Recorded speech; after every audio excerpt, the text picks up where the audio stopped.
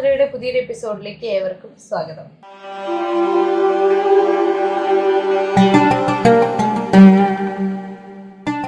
യുഎയിലെ തന്നെ one of the leading അല്ലെങ്കിൽ booming industrial areas ഉള്ള ഒരു എമിറേറ്റ് ആണ് അജ്മാൻ.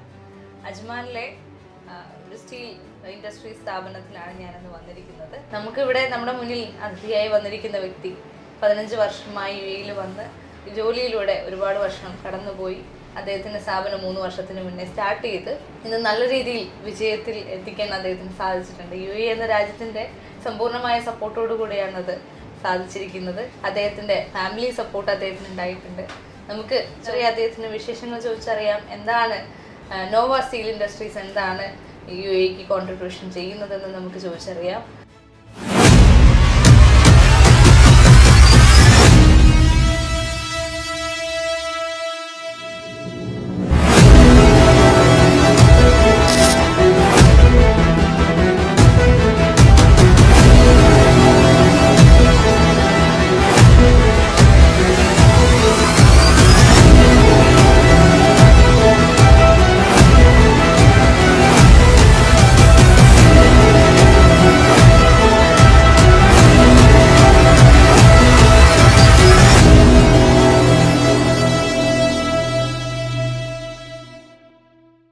നമുക്ക് സ്വാഗതം ചെയ്യാം നോവ സ്റ്റീൽ ഇൻഡസ്ട്രീസിൻ്റെ LLC എന്ന കമ്പനിയുടെ ഫൗണ്ടർ ആൻഡ് മാനേജിംഗ് ഡയറക്ടറായിട്ടുള്ള അജിത് പി വിജയൻ സാറിനെ. സ്വാഗതം സാർ. എന്താണ് വിശേഷങ്ങൾ? വിശേഷം സുഖമായി പോകുന്നു, സന്തോഷം, നല്ല വിശേഷങ്ങൾ.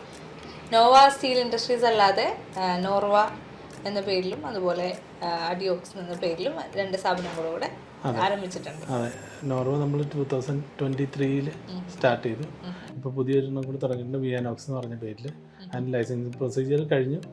നെക്സ്റ്റ് വീക്ക് ഓപ്പൺ ആക്കാമെന്ന് വിചാരിക്കുന്നു. ആഫ്റ്റർ ഹോളിഡേയ്സിൽ ഓപ്പൺ ആക്കാമെന്ന് വിചാരിക്കുന്നു. എന്താണ് Nova Steels? Nova Steel basically custom fabrication ആണ് ചെയ്യുന്നത്. Steel custom fabrication. നമ്മൾ സ്റ്റാർട്ട് ചെയ്ത് കിച്ചൺ എക്യുപ്മെൻസിൻ്റെ മാനുഫാക്ചറിങ് ആയിരുന്നു. അതിനുശേഷം നമുക്ക് വരുന്ന എല്ലാ ഓപ്പർച്യൂണിറ്റീസും ഉപയോഗിക്കാറുണ്ട്. ഇപ്പോൾ GL ചെയ്യാറുണ്ട്, മെറ്റലിൽ ചെയ്യാറുണ്ട്, ഒരുവിധമുള്ള എല്ലാ മെറ്റലും ചെയ്യുന്നുണ്ട്, ഫാബ്രിക്കേഷൻ ചെയ്യുന്നുണ്ട്. കസ്റ്റമറുടെ ആവശ്യങ്ങൾക്കനുസരിച്ച് അതനുസരിച്ച് ഡിസൈൻ ചെയ്ത് കൊടുക്കും. ഓക്കെ. അപ്പോൾ ഒരു തൊടുപുഴക്കാരനായ താങ്കൾ 15 വർഷങ്ങൾക്ക് മുന്നെയാണ് ആദ്യമായി പ്രവാസി ജീവിതത്തിൽ വരുന്നത്. ആ ഒരു ആരംഭകാലത്തെക്കുറിച്ച് ഓർമ്മകൾ എന്തൊക്കെയാണ്? നാട്ടിൽ ഡിഗ്രിയും PG ഒക്കെ കഴിഞ്ഞ് എന്ന സമയത്താണ് ഇങ്ങനെ ഒരു അവസരം ഇവിടെ കിട്ടുന്നത്. അപ്പോൾ ജസ്റ്റ് ഒരു 2 വർഷത്തേക്ക് ഒന്ന് നോക്കാം എങ്ങനെയുണ്ടെന്ന് ട്രൈ ചെയ്ത് നോക്കാമെന്ന് ഓർത്തിട്ടാണ് വന്നത്. പഠിച്ചത് ഫുള്ള് ഫിനാൻസ് ആയിരുന്നു. ഇവിടെ വന്ന് പഠിച്ചത് ഫിനാൻസ് ആയിരുന്നു. അത് കഴിഞ്ഞ് ഇവിടെ വന്നപ്പോൾ തുടക്കത്തിലും അക്കൗണ്ട്സിലാണ് വന്നത്. നാട്ടിലൊരു 2 വർഷം അടുത്ത് ജോലി ചെയ്തിട്ടുണ്ട്. PG കഴിഞ്ഞ് ഒരു ഡൈനാമിക് ടെക്നോമെഡിക്കൽസ് എന്ന് പറഞ്ഞ ഒരു കമ്പനിയിൽ ഇന്റേണൽ ഓഡിറ്റിൽ വർക്ക് ചെയ്തിട്ടുണ്ട്. പിന്നെ ഏതൊരു ആൾക്കാരും പോലെ CA ഒരു മോഹമായിരുന്നു. അപ്പോൾ കുറച്ച് നാൾ ചാർട്ടേഡ് അക്കൗണ്ട് ഇവിടെ വർക്ക് ചെയ്തിട്ടുണ്ട്. അതിനുശേഷമാണ് ഇവിടെ വന്നത്. ഇവിടെ വന്ന് ആദ്യം കുറച്ച് നാൾ അക്കൗണ്ട്സ് നോക്കി. അതിനുശേഷം പ്രൊജക്റ്റുകൾ വന്നപ്പോൾ അതിലേക്ക് ഇറങ്ങി. പിന്നെ പ്രൊജക്റ്റുകളിൽ കൂടുതൽ ഇൻട്രസ്റ്റ് ആയി. അങ്ങനെ കസ്റ്റമറുമായിട്ട് ബന്ധങ്ങളായ ആൾക്കാരുമായിട്ട് കോൺടാക്റ്റ് ആയപ്പോൾ കൂടുതൽ സമയം പ്രൊജക്റ്റുകൾ തന്നെയായി. അങ്ങനെ ഒരു 10-12 വർഷം മാർക്കറ്റിൽ തന്നെ ഉണ്ടായിരുന്നു. അതിനുശേഷം നമുക്കിങ്ങനെ അവസരങ്ങൾ വരുന്നുണ്ടായിരുന്നു. ഇൻവെസ്റ്റ് ചെയ്യാനായിട്ട് റെഡി ആയിട്ട് ആൾക്കാരുണ്ടായിരുന്നു. അതിനുശേഷം നമ്മൾ നല്ലൊരു ഓപ്പർച്യൂണിറ്റി കിട്ടിയപ്പോൾ ആദ്യം സ്റ്റാർട്ട് ചെയ്തത് നോവ സ്റ്റീലാണ്. 2022 നവംബർ എൻഡിലാണ് നോവ സ്റ്റീൽ സ്റ്റാർട്ട് ചെയ്തത്. നോവ സ്റ്റീൽ സ്റ്റാർട്ട് ചെയ്തപ്പോൾ ഇത്രയും നമ്മൾ അച്ചീവ് ചെയ്യാൻ സാധിക്കുമെന്ന് വിചാരിച്ചിരുന്നില്ല. ചെറിയൊരു ഫാബ്രിക്കേഷൻ യൂണിറ്റ് എന്നുള്ള രീതിയിൽ സ്റ്റാർട്ട് ചെയ്തു. പക്ഷേ താങ്കൾ ക്ലയൻസുമായിട്ട് വെച്ചിരുന്ന ഒരു ബന്ധം എന്നും സഹായകമായി. അതെ, അത് വളരെ നല്ല ഹെൽപ്പായിരുന്നു. അവരെല്ലാവരും നന്നായിട്ട് സപ്പോർട്ട് ചെയ്തു. തുടക്കത്തിൽ തന്നെ അവർ മാക്സിമം ഓർഡറുകൾ എനിക്ക് തന്നെ തരാൻ നോക്കി. അങ്ങനെ ആണ് 2023 ആയപ്പോൾ നമുക്ക് ഒരു കമ്പനിയിൽ നിൽക്കാൻ വന്നപ്പോൾ രണ്ടാമത്തെ ഒരു കമ്പനി തുടങ്ങി. അങ്ങനെ പോകുന്നു. അപ്പോൾ ഈ നോവ സ്റ്റീലിൻ്റെ ഒരു ആരംഭകാലത്ത് എങ്ങനെയുണ്ടായിരുന്നു ഒരു സ്റ്റാർട്ടിങ്? ഒരു കമ്പനി സ്റ്റാർട്ട് ചെയ്യണം, ഇത്രയും കാലം എംപ്ലോയി ആയിട്ട് വർക്ക് ചെയ്തിട്ട് ഒരു മാറ്റം സാറിന് എത്രത്തോളം സാധിച്ചു? ആദ്യമൊക്കെ കമ്പനി സ്റ്റാർട്ട് ചെയ്യാൻ ഒരുപാട് പ്രൊസീജിയർ, ഒരുപാട് ബുദ്ധിമുട്ട് പോലെ തോന്നി. പിന്നെ കുഴപ്പമില്ല, കാര്യങ്ങൾ പഠിച്ചു വന്നപ്പോഴത്തേനും അത്രയും ബുദ്ധിമുട്ടില്ല. ഇപ്പോൾ അവസാനം ചെയ്യാനൊക്കെ തുടങ്ങാൻ വേണ്ടി അത്രയ്ക്ക് എഫർട്ട് എടുക്കേണ്ടി വന്നിട്ടില്ല. വരുന്നുണ്ട് എങ്കിലും യൂഷ്വലായിട്ടുള്ള സ്ട്രഗിൾസ് തന്നെ. പിന്നെ ഫാക്ടറി തുടങ്ങുമ്പോൾ മറ്റുള്ള ലൈസൻസ് പോലെയല്ല. ഫാക്ടറിക്ക് കുറേ പെർമിഷൻ എടുക്കണം, മുനിസിപ്പാലിറ്റിയിൽ നിന്നും AMC നിന്നും സിവിൽ ഡിഫൻസിൻ്റെ ഒക്കെ അപ്രൂവലുകൾ വേണം.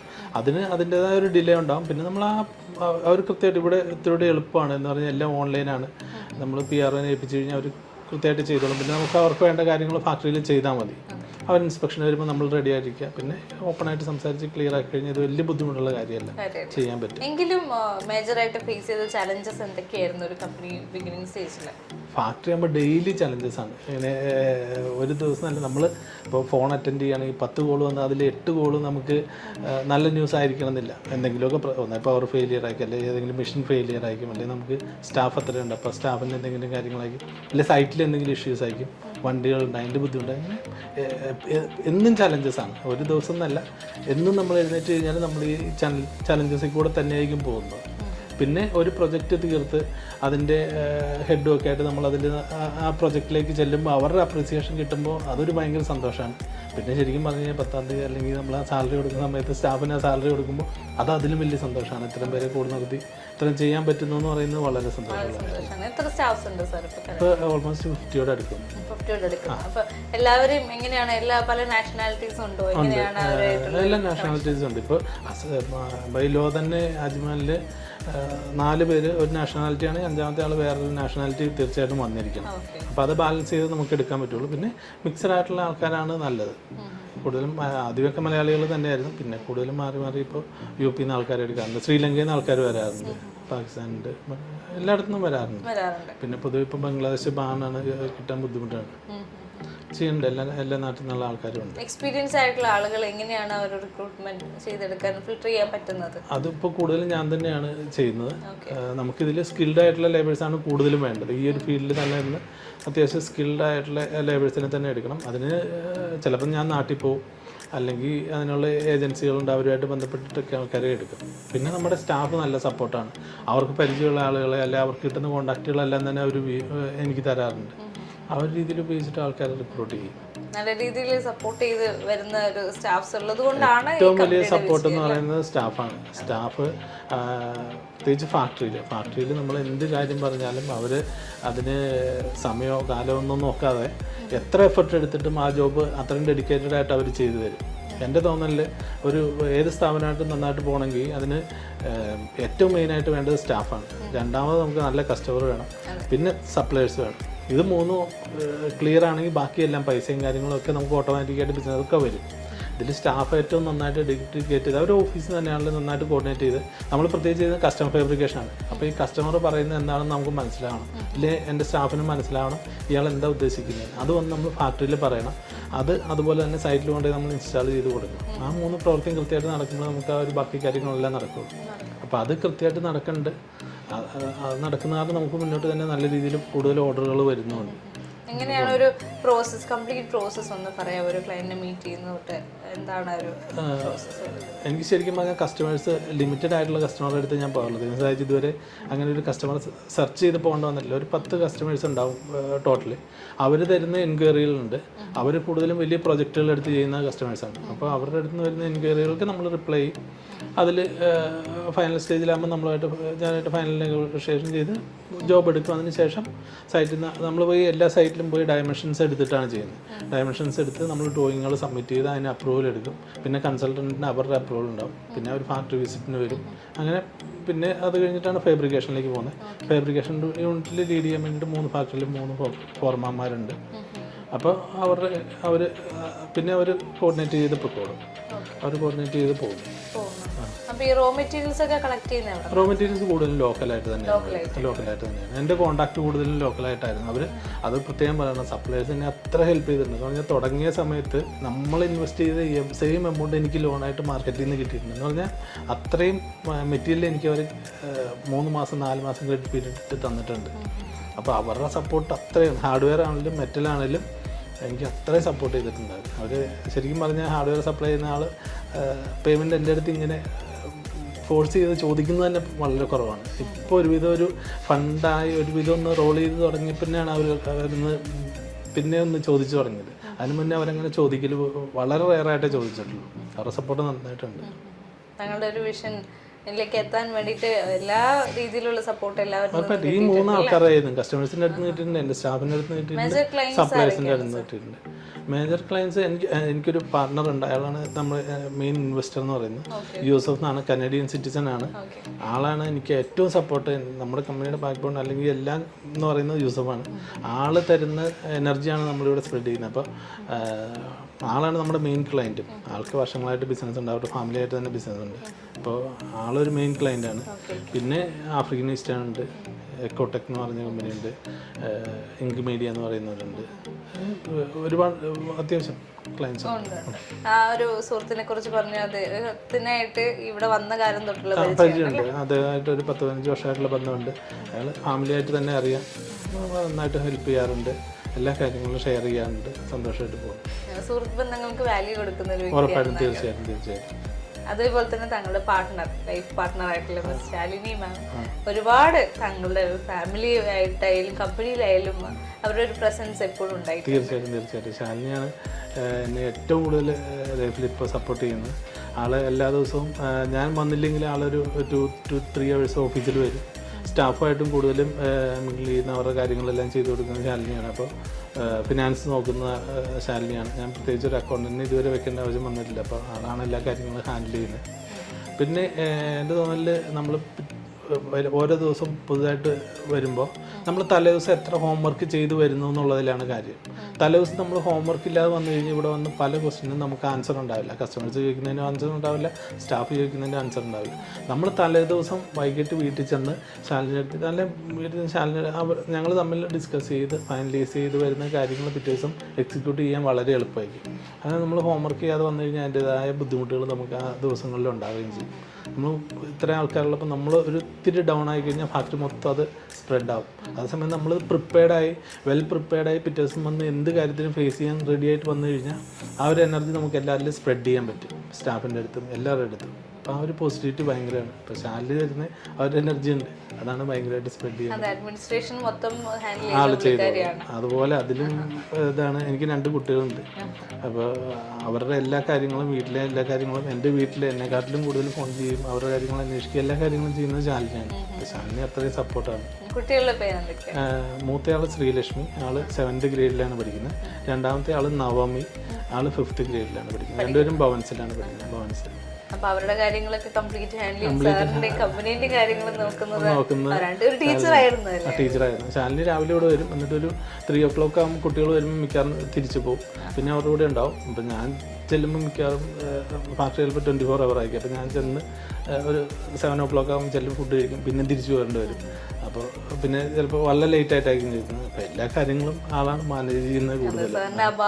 അതെ, എല്ലാ കാര്യങ്ങളും എന്ന് വെച്ചാൽ പ്രൊജക്റ്റുകൾ വരുമ്പോൾ നമുക്ക് നല്ല പ്രൊജക്റ്റുകൾ, അല്ലെങ്കിൽ കഴിഞ്ഞ 2 ദിവസം മുമ്പ് ഇത്തിഹാദ് റെയിലിൻ്റെ ഉണ്ടായിരുന്നു. അപ്പോൾ ആ സമയങ്ങളിലൊക്കെ നമ്മൾ കൂടുതലും നല്ല ബിസി ആയിരിക്കും. അപ്പോൾ ഇങ്ങനത്തെ കാര്യങ്ങളിൽ ശാലിനിയാണ് കൂടുതലും വീട്ടിലെ എല്ലാ കാര്യങ്ങളും മാനേജ് ചെയ്യുന്നത്. അപ്പൊ അവരുടെ സപ്പോർട്ട് ഇനിയും സാറിന്റെ ലൈഫിൽ ഉണ്ടാവട്ടെ.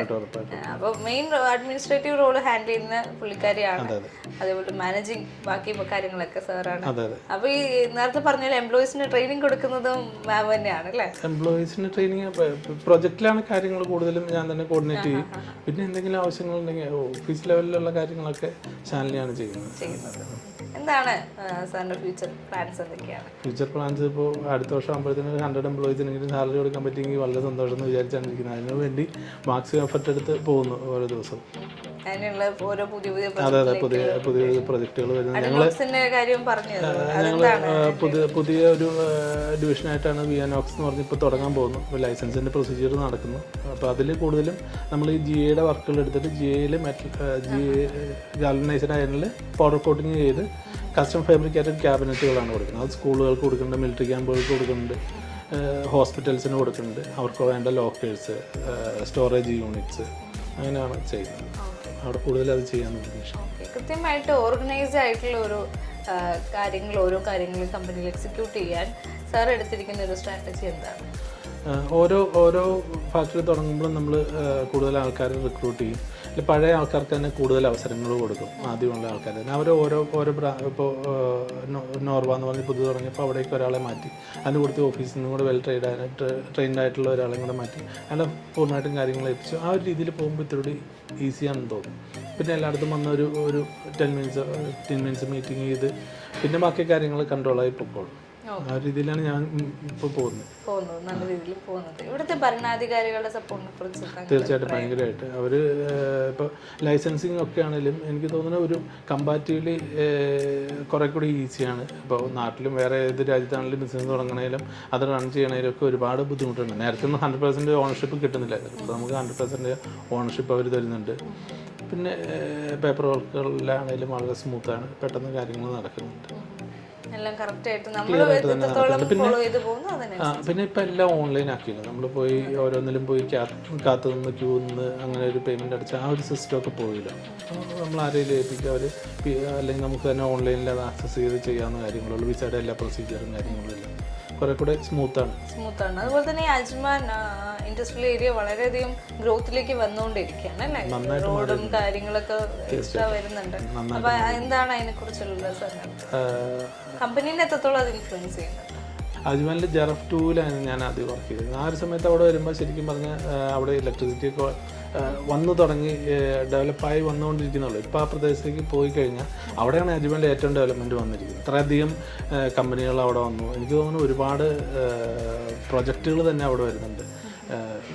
ഒരുപാട് മാളുകൾ വന്നു. ആകെ നല്ലപോലെ മാറി, ആ ഏരിയ ഫുള്ളേ മാറി. നമുക്ക് തൊടുപുഴയിലേക്ക് തിരിച്ചു വരാം. സാറിന്റെ നാടിനെ കുറിച്ചുള്ള ഓർമ്മകൾ എന്തൊക്കെയാണ്? നാടിനെ കുറിച്ച് നല്ല ഓർമ്മകൾ. ഞങ്ങൾ കൂടുതലും അച്ഛൻ പോലീസിലായിരുന്നു. ഞങ്ങൾ സ്വദേശം ശരിക്കും കട്ടപ്പനയാണ്. ഞങ്ങൾ അച്ഛൻ്റെ വീടും അമ്മയുടെ വീടും എല്ലാം കട്ടപ്പനയാണ്. അവിടുന്ന് അച്ഛൻ ഇങ്ങനെ ട്രാൻസ്ഫർ ആയ ഓരോ സ്ഥലങ്ങളിൽ പോകുമ്പോൾ ഞങ്ങൾ മാറി വന്നതാണ്. അപ്പോൾ തൊടുപുഴയാണ് അച്ഛൻ കൂടുതൽ നാൾ ജോലി ചെയ്തത്. എന്താണ് അച്ഛൻ്റെ പേര്? അച്ഛൻ്റെ പേര് വിജയൻ. വിജയൻ സാറാണ് പോലീസ് ഓഫീസറായിരുന്നു. അദ്ദേഹത്തിന്റെ ഒരു ഗൈഡൻസ് ലൈഫ് ലോങ് ഉണ്ടായിട്ടുണ്ട്. ഉറപ്പായിട്ടും അച്ഛനിൽ ഞാൻ കണ്ടുള്ള ഏറ്റവും വലിയ ക്വാളിറ്റി അതായിരുന്നു. ആള് 100% ഡെഡിക്കേഷനിൽ വർക്ക് ചെയ്യായിരുന്നു. അപ്പോൾ അത് കണ്ടിട്ടാണ് ഞാനും വളർന്നത്. അപ്പോൾ ആള് വീട്ടിലെ കാര്യങ്ങൾ കുറേയൊക്കെ എന്നെ ഏൽപ്പിച്ചിരുന്നു. ഇപ്പോൾ ആ സമയത്താണ് സ്ഥലമുള്ളതാണെങ്കിൽ അവിടെ പോയി നോക്കുന്ന കാര്യങ്ങളും ചെറിയ ചെറിയ കാര്യങ്ങൾ, ഇപ്പോൾ കടയിൽ പോയി വളരെ ചെറുപ്പത്തിലാണ് കടയിൽ പോയി സാധനങ്ങൾ വാങ്ങിക്കുന്നതാണെങ്കിലും വീട്ടിലത്തെ ഒരുവിധമുള്ള എല്ലാ കാര്യങ്ങളും എന്നെക്കൊണ്ട് തന്നെ ചെയ്യിപ്പിച്ചിരുന്നു. അപ്പോൾ എനിക്ക് അത് കാരണം തന്നെ ഫിനാൻഷ്യലി ഒരു അച്ചടക്കം വന്നിട്ടുണ്ടായിരുന്നു. പിന്നെ ആണെങ്കിലും എനിക്കത് ഹാൻഡിൽ ചെയ്യാൻ അത്രയും ബുദ്ധിമുട്ട് വന്നിട്ടില്ല. എനിക്ക് തോന്നുന്നത് അത് ജീവിതത്തിൽ ഒരുപാട് എന്നെ ഹെൽപ്പ് ചെയ്തിട്ടുണ്ട്. ചെറുപ്പത്തിൽ തന്നെ ഓരോ റെസ്പോൺസിബിലിറ്റീസ് ഏൽപ്പിക്കുക. ഇപ്പോൾ കുറച്ച് എന്ത് ഷീറ്റ് എടുക്കുന്നതിനാണെങ്കിലും അത് കൊടുക്കുന്നതാണെങ്കിലും അങ്ങനത്തെ കാര്യങ്ങളൊക്കെ എന്നെ ഏൽപ്പിക്കുക, ചെറുപ്പത്തിലെ കാര്യങ്ങളൊക്കെ ഏൽപ്പിച്ചിട്ടുണ്ട്. അപ്പോൾ അത് നന്നായിട്ട് ഹെൽപ്പ് ചെയ്തിട്ടുണ്ട്. പിന്നെ ഞങ്ങൾ ക്വാർട്ടേഴ്സിലായിരുന്നു കുറേ നാൾ താമസിക്കുന്നത്. അപ്പോൾ അവിടെയുള്ള സുഹൃത്തുക്കൾ എന്ന് പറയുന്നത് ഒരുപാടാണ്. അപ്പോൾ അവിടെ കിടന്ന് നമ്മൾ ശരിക്കും പറഞ്ഞു കഴിഞ്ഞാൽ കുസ്തി കൂടി തന്നെയാണ് വളരുന്നത്. അപ്പോൾ ദിവസവും നമുക്ക് ഈ ചലഞ്ചസ് ഒക്കെ ഫേസ് ചെയ്യുമ്പോൾ അത് വളരെയധികം ഹെൽപ്പ് ചെയ്യും. നമ്മൾ ആൾക്കാരുമായിട്ട് മിങ്കിൾ ചെയ്ത് എനിക്ക് തോന്നുന്നു ഇപ്പോൾ എൻ്റെ കുട്ടികൾക്ക് ഉൾപ്പെടെ അവർക്ക് അങ്ങനത്തെ അവസരങ്ങൾ കിട്ടുന്നില്ല. വളരെ ലിമിറ്റഡ് ആയിട്ട് കിട്ടുന്നുള്ളൂ. ഞാനൊന്നും വന്ന ആ ഒരു ചെറുപ്പം അവർക്ക് കിട്ടുന്നില്ല. അപ്പം നമ്മൾ ദിവസവും പോയി ഫുട്ബോളും കളിച്ച് ക്രിക്കറ്റ് കളിച്ച് ഓടിപ്പോയി അങ്ങനെ ബഹളം വെച്ചാൽ ആക്റ്റീവായിട്ടാണ് നമ്മൾ വളർന്നത്. അപ്പോൾ അതൊക്കെ നമ്മുടെ ജീവിതത്തിൽ എനിക്ക് തോന്നുന്നത് പിന്നീടുള്ള സമയങ്ങളിൽ ഭയങ്കരമായിട്ട് ഹെൽപ്പ് ചെയ്യും. അത് വലിയ നന്നായിട്ട് സാധിച്ചിട്ടുള്ള കാര്യങ്ങളാണ്. ഫാദറിന്റെ കൂടെ ഒരുപാട് സ്ഥലത്ത് യാത്ര ചെയ്യാൻ പറ്റിയിട്ടുണ്ട്. ഉണ്ട്. അച്ഛനെങ്കിലും പോലീസായിരുന്നു. അപ്പോൾ ആള് കൂടുതലും ഡെഡിക്കേറ്റ് അപ്പോൾ ചെയ്യാറുണ്ട്. കഴിയുന്ന ആളുടെ കൂടെ പോകാറുണ്ട്. കട്ടപ്പന ഒരു വളരെ മനോഹരമായ പ്രദേശമാണ്. അതെ, നല്ല പ്രദേശമാണ്. തൊടുപുഴയും നല്ല പ്രദേശമാണ്. ഞങ്ങൾ ശരിക്കും താമസിക്കുന്ന മുട്ടം ശങ്കരപ്പള്ളി എന്ന് പറഞ്ഞ സ്ഥലമാണ്. അവിടെ ആ മലങ്കര ഡാമിന്റെ അവിടുന്ന് വെള്ളമൊക്കെ കിടക്കുന്ന അങ്ങനെ നല്ല സ്ഥലമാണ്. കാണാൻ നല്ല ഭംഗിയാണ്. കഴിവതും സമയം കിട്ടുമ്പോഴൊക്കെ പോകാറുണ്ട്. നാട്ടിലേക്ക് പോകാറുണ്ട്. മിക്കവാറും പോകാറുണ്ട്. ഇപ്പോൾ കുട്ടികളും കൂടെ ആയ പിന്നെ ഓരോ ആവശ്യങ്ങൾ വരുമ്പോഴും പോകാറുണ്ട്. സാറിന്റെ അമ്മേനെ കുറിച്ചുള്ള അമ്മയുടെ പ്രാർത്ഥന ലൈഫ് ലോങ് ഉണ്ടായി? ഉറപ്പായിട്ടും. അമ്മയുടെ പേര് സുമതി എന്നാണ്. അമ്മ ഓരോ ദിവസം അവർ തരുന്ന പ്രാർത്ഥനയും അതിൻ്റെ എല്ലാ ഫലമാണ് ജീവിതത്തിൽ ഓരോ സക്സസ്സും ഉണ്ടാകുന്നത്. അമ്മ എപ്പോഴും കൂടെ ഉണ്ടായിരുന്നു. കൂടുതൽ ശരിക്കും പറഞ്ഞാൽ അമ്മയാണ് സ്കൂളിൽ പഠിക്കുന്ന സമയത്തൊക്കെ അമ്മയാണ് കൂടുതൽ ഗൈഡ് ചെയ്തുകൊണ്ടിരുന്നത്. അച്ഛൻ എപ്പോഴും ബിസി ആയിരിക്കും. അപ്പം അമ്മയാണ് കൂടുതലും പഠിക്കാനും കാര്യങ്ങളിലും എല്ലാം സപ്പോർട്ട് ചെയ്തുകൊണ്ടിരുന്നത്. സാറിന്റെ വൈഫായിട്ട് കമ്പയർ ചെയ്യാൻ പറ്റുന്നുണ്ട് അമ്മയുടെ ഒരു ജീവിതം? അത് രണ്ടിനും കമ്പയർ ചെയ്യാൻ പറ്റുന്ന കാര്യങ്ങളല്ല. അമ്മയും വൈഫാണ്. പക്ഷെ മക്കളെ നോക്കി കാര്യങ്ങളൊക്കെ ഉറപ്പായിട്ടും ശാലിനിയും അതുപോലെ തന്നെയാണ്. സപ്പോർട്ടീവാണ്, എല്ലാ കാര്യങ്ങളും ചെയ്യുന്നത്. നല്ലൊരു പാർട്ട്ണറും നല്ല മാതാപിതാക്കളും അവരുടെ സപ്പോർട്ടും കൂടെ ഉണ്ടായിട്ടുണ്ട്. തീർച്ചയായിട്ടും എല്ലാവരും സപ്പോർട്ടുണ്ട്. സാറിന്റെ സഹോദരങ്ങളുണ്ടോ? സഹോദരങ്ങളുണ്ട്, ഒരു പെങ്ങളുണ്ട്. ആളെ അടുത്ത് തന്നെയാണ് കല്യാണം കഴിപ്പിച്ചിരിക്കുന്നത്. ആള് അഡ്വക്കേറ്റാണ്. ഓക്കെ, ജീവിക്കുന്നത് സുഖമായിട്ടിരിക്കുന്നു അല്ലേ? അപ്പൊ ഇവിടെ UAE ഓപ്പർച്യൂണിറ്റീസ് എത്രത്തോളം ഓപ്പൺ ആണ്? UAE എത്രത്തോളം ഓപ്പൺ ആണ് സർ? ഈ ശരിക്കും പറഞ്ഞാൽ നമ്മൾ ഏറ്റവും കൂടുതൽ എക്സ്പ്ലോർ ചെയ്യണം എന്ന് പറഞ്ഞാൽ ഏറ്റവും കൂടുതൽ അവസരങ്ങൾ എൻ്റെ തോന്നലിൽ വരുന്നത് UAE പുതിയ ബിസിനസ് ചെയ്യാനാണെങ്കിലും പുതിയ ആൾക്കാർക്ക് ജോലിയിലാണെങ്കിലും കൂടുതൽ അവസരങ്ങളുള്ളത് UAE. പിന്നെ ഇപ്പോഴത്തെ ഒരു മാർക്കറ്റ് അനുസരിച്ച് ആൾക്കാർ ഒരിടത്ത് കണ്ടിന്യൂസ് ആയിട്ട് ജോലി, എൻ്റെ ഒരു രീതി വെച്ച് എനിക്കാണെങ്കിൽ ഇങ്ങനെ മാറി ജോലി ചെയ്യുന്നതിലോ അങ്ങനെയുള്ളതിൽ ഒരുപാട് താല്പര്യമില്ല. അപ്പോൾ നമ്മൾ രാവിലെ ഇറങ്ങി ഫുൾ ഫോഴ്സിൽ ഫുൾ എനർജിയിൽ ജോലി ചെയ്ത് കഴിഞ്ഞാൽ അല്ലെങ്കിൽ ഏത് വർക്ക് ചെയ്ത് കഴിഞ്ഞാലും നമ്മളെ ആൾക്കാർ കാണുന്നുണ്ട്. ആ ഒരു നമ്മളെ ആൾക്കാർ ജോലി ചെയ്യാനും ബിസിനസ് ചെയ്യാനും എന്താണെങ്കിലും നമ്മളെ കാണുന്നുണ്ട്. അപ്പോൾ അത് നമ്മൾ ഇന്നല്ലെങ്കിൽ നാളെ നമ്മളെ ഹെൽപ്പ് ചെയ്യും. UAE അങ്ങനത്തെ ഒരു മാർക്കറ്റാണ്. പിന്നെ ഇവിടെ ട്രസ്റ്റ് എന്ന് പറയുന്നത് ഭയങ്കര കാര്യമാണ്. നമ്മൾ വിശ്വാസത്തോടെ ജോലി ചെയ്യുക, നല്ല എഫർട്ട് എടുത്ത് ജോലി ചെയ്യുക, അതിനുള്ള റിസൾട്ട് എന്തായാലും ഉണ്ടാവും. അങ്ങനെ കണ്ടിട്ടുള്ള ഒരു മണ്ണാണ് ഇത്. നമുക്കൊരു സെറ്റിൽ ആവാൻ പറ്റിയ ഒരു തീർച്ചയായിട്ടും പറ്റും. എന്താണ് സാറിന്റെ ഒരു മുന്നോട്ടുള്ള വിഷൻ? മുന്നോട്ടുള്ള വിഷയം ഇതന്നെ. ഇതിൽ കൂടുതൽ ഇപ്പം ഞാൻ എപ്പോഴും ശ്രദ്ധിക്കുന്നത് കൂടുതൽ പ്രൊഡക്റ്റ് ആഡ് ചെയ്യാനാണ്. എത്രമാത്രം ഇപ്പം നമ്മൾ കിച്ചൺ എക്യുപ്മെൻസിലാണ് ബേസിക്കായിട്ട് സ്റ്റാർട്ട് ചെയ്തത്. അതിനുശേഷം നമ്മൾ ബിയർ ടാപ്പുകൾ തുടങ്ങി, ബാർ കൗണ്ടറുകൾ ചെയ്യുന്നത്, പിന്നെ GAയിൽ പൗഡർ കോട്ടഡ് ആയിട്ടുള്ള പല ഐറ്റങ്ങൾ അങ്ങനെ അവർ കാണിക്കുന്നത്. ഇപ്പോൾ ഓരോ ഐറ്റങ്ങളും കാണിച്ചിട്ട് ചെയ്യാൻ പറ്റുമെന്ന് ഞാൻ മാക്സിമം എഫർട്ട് എടുത്ത് ചെയ്യുന്നുണ്ട്. അപ്പോൾ കൂടുതൽ സാധനങ്ങളും മിക്ക സപ്ലൈസും പുറത്തുനിന്ന് ഇമ്പോർട്ട് ചെയ്തിട്ട് അവർ മാർക്കറ്റ് ചെയ്യുന്നുണ്ട്. അപ്പോൾ അവർക്ക് പ്രധാന പ്രശ്നം എന്താണെന്ന് വെച്ചാൽ അവരുടെ പ്രൈസും നമ്മുടെ പ്രൈസും തമ്മിൽ കമ്പയർ ചെയ്യാൻ പറ്റാത്തായിരുന്നു. അത് ഞാൻ ഏതെങ്കിലുമൊക്കെ രീതിയിൽ നോക്കി ചെയ്ത് മാക്സിമം അതുമായിട്ട് കോമ്പീറ്റ് ചെയ്ത് ഇപ്പോൾ കഴിയുന്നതും പുറത്തേക്ക് അവരുടെ ഓർഡറുകൾ തന്നെ നമുക്കാക്കി എടുക്കുന്നുണ്ട്. അതൊരു മെയിൻ. ഇനിയിപ്പോൾ അടുത്തത് റെഫ്രിജറേഷൻ യൂണിറ്റുകളിൽ ഞാനങ്ങനെ പഠിച്ചുകൊണ്ടിരിക്കുകയാണ്. ഇപ്പോൾ കൂടുതൽ ഒരുപാട് കോമ്പറ്റീഷനാണ് ഈ ഫീൽഡ് എന്ന് പറഞ്ഞാൽ. ചൈനയിൽ അവിടുന്നൊക്കെ ചെറിയ പ്രൈസിൽ മാർക്കറ്റിലെ സാധനങ്ങൾ വരുന്നുണ്ട്. അത് പക്ഷേ അതും ഏതോ ഫാക്ടറികളിൽ ചെയ്തതാണ്. ഇതുപോലെ തന്നെ നമ്മുടെ ഏതൊക്കെ ഫാക്ടറികളിൽ ചെയ്തതാണ്. നമുക്കും ചെയ്യാൻ പറ്റും. ആ ഒരു ഫെസിലിറ്റീസ് എങ്ങനെയാണ്, അവർ ചെയ്യുന്ന കാര്യങ്ങൾ എങ്ങനെയാണ്, ആ കാര്യങ്ങൾ പഠിച്ചാൽ മതി. അത് പഠിച്ചുകൊണ്ടിരിക്കുന്നു. അപ്പോൾ ഈ കോമ്പറ്റീറ്റേഴ്സായിട്ട് അവരെങ്ങനെയാണ് അത് നേരിടുന്നത്? ചലഞ്ചസ് എല്ലാ ദിവസവും ഉണ്ട്. ഓരോ ദിവസം നമ്മൾ പുതിയൊരു പ്രൊജക്റ്റിലേക്ക് ഇറങ്ങുമ്പോൾ തന്നെ കോമ്പറ്റീഷൻ നല്ല കൂടുതലാണ്. കോമ്പറ്റീഷൻ അതിൻ്റെ തിക്തഫലങ്ങളും നല്ല ഫലങ്ങളും ഒക്കെ എൻജോയ് ചെയ്യാറുണ്ട്. എല്ലാത്തിനും നമ്മൾ പോസിറ്റീവായിട്ടേ കാണാറുള്ളൂ. അങ്ങനെ ഒരു ദേഷ്യ വിദ്വേഷം വെച്ച് പോകാറില്ല. നല്ല രീതിയിൽ തന്നെ കാണുന്നു. എല്ലാ കോമ്പറ്റീഷനും എല്ലാ ചലഞ്ചസും എനിക്ക് ഇഷ്ടമാണ്. ആസ് എ യങ് ഓണ്ടർപ്രണർ ഈ ഒരു ഫീൽഡിലേക്ക് പുതിയതായിട്ട് വരുന്ന ഓണ്ടർപ്രണേഴ്സിന് സാർ കൊടുക്കുന്ന ഒരു അഡ്വൈസ് എന്തായിരിക്കും? ഹാർഡ് വർക്ക് ചെയ്യുക, അതാണ് ഏറ്റവും മെയിനായിട്ടുള്ളത്. പിന്നെ ആൾക്കാരെ നന്നായിട്ട് ഞാൻ എപ്പോഴും കേട്ടിട്ടുള്ള ഒരു ഉപദേശമാണ്, നീ വളയ്ക്കുക അവൾ ഓടിക്കരുത് ആരെയും. അതായത് നമുക്ക് ആരെയും വളയ്ക്കാം, ആരെയും ബ്രേക്ക് ചെയ്യരുത്, ആരെയും ഹർട്ട് ചെയ്യരുത്. നമ്മൾ ബിസിനസ് ചെയ്യാനുള്ള എന്ത് ചെയ്യാനുള്ള നമ്മൾ സന്തോഷമായിട്ട് ആൾക്കാരെ നമ്മളൊരു നല്ല സർവീസ് കൊടുക്കുക, നന്നായിട്ട് ആൾക്കാരോട് ബിഹേവ് ചെയ്യുക, നല്ല രീതിയിൽ പെരുമാറുക. അപ്പോൾ ബാക്കി എല്ലാ കാര്യങ്ങളും നമുക്ക് വേണ്ട പൈസയും കാര്യങ്ങളും ഒക്കെ ഓട്ടോമാറ്റിക്കലി വന്നോളും. നമ്മൾ അതിനുവേണ്ടി പണിയെടുത്തിപ്പോൾ ഭയങ്കരമായിട്ട് എഫർട്ട് എടുത്ത് നമ്മളൊരു പ്രോജക്റ്റിൽ ചെറിയൊരു നഷ്ടം പറ്റി നമ്മൾ പൈസ അച്ചീവ് ചെയ്യാൻ വേണ്ടി നോക്കിയാൽ അടുത്ത പ്രോജക്റ്റിൽ നമുക്കത് പോകും. അപ്പോൾ അങ്ങനത്തെ കാര്യങ്ങൾ മാറ്റി വെച്ച് നമ്മൾ നല്ല സർവീസും ഇപ്പോൾ സ്റ്റാഫാണെങ്കിലും എന്തെങ്കിലും അവർ ഹെൽപ്പ് ചെയ്ത് കഴിഞ്ഞാൽ പറ്റുന്നതാണ് എല്ലാ കാര്യങ്ങളും ചെയ്ത് കൊടുക്കുക. അപ്പോൾ അവർ നമ്മുടെ കൂടെ നിൽക്കും. ഞാനങ്ങനെ വിശ്വസിക്കും. ഞാൻ ആ രീതിയിലാണ് ഫോളോ ചെയ്യുന്നത്. അങ്ങനെ മണി വൈസിൽ എല്ലാത്തിനും കമ്പയർ ചെയ്ത് നോക്കാറില്ല, പറ്റുന്ന കാര്യങ്ങൾ ചെയ്തു കൊടുക്കാറുണ്ട്. വളരെ നന്ദി സാർ. ഈ ഒരു ചെറിയൊരു സമയം കൊണ്ട് നമുക്ക് വേണ്ടി സമയം മാറ്റി വെച്ച് ഒരുപാട് കാര്യങ്ങൾ പറഞ്ഞു തന്നതിൽ വളരെ സന്തോഷം. Thank you so much.